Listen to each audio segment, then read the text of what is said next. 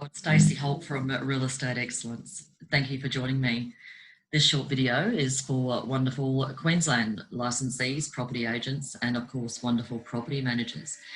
I'm just going to have a quick chat with you and some tips and reminders about what I call the third most important document in our business. The first to me being the PO Form 6 and the second being the Form 18A Tenancy Agreement Contract. Now the third is, in my opinion, the Entry Condition Report. So I'm just going to bring up some notes to chat with you.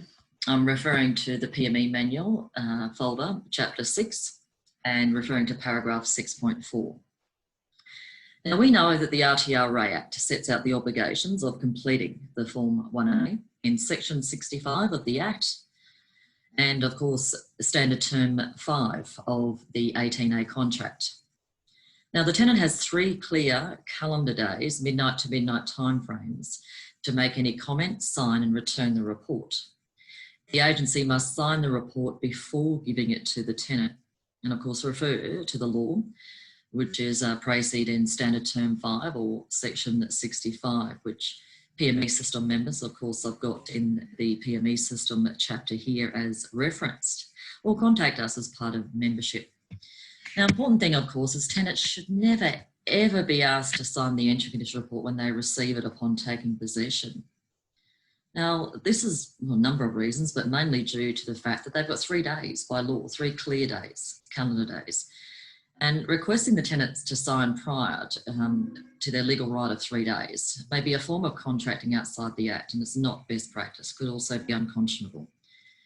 A tenant should be asked to sign the acknowledgement form that they've received it. So that's best practice as evidence that you've complied with Section 65. So a couple of other key points here.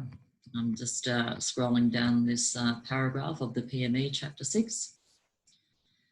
So the notice period for the tenant to complete and sign and return the report is 3 clear calendar days, not working days, not business days. This means from the day the tenant is given the report, day 1 is the next day. For example, today was Monday and the tenant was given the report today and taking possession. Day 1, midnight to midnight, would be Tuesday and end at midnight on Thursday. Now, the report is legally due back Thursday at midnight. And most tenants would be advised the report is due back then. However, it must be remembered they lawfully have until midnight. So if you indicate yes to receive email, they can email it back to you as well. So if the last day of the notice period expires on a weekend or public holiday, it must be moved to the next business day, midnight. And that's because of the Act's Interpretation Act. So just forgive me while I'm scrolling through. Now, photos. Just be careful with photos. Now, hear me out. I'm not poo-pooing photos or discrediting photos.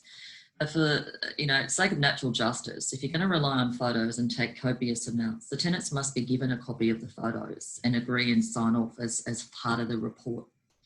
Now, I've always said and always will that a sign to me of a good entry is if I walked into your office and looked at any entry report randomly, I should be able to, just by your words, not looking at photos, by your words, know that property. It's not about me looking at them. It's about anyone that's had property management experience.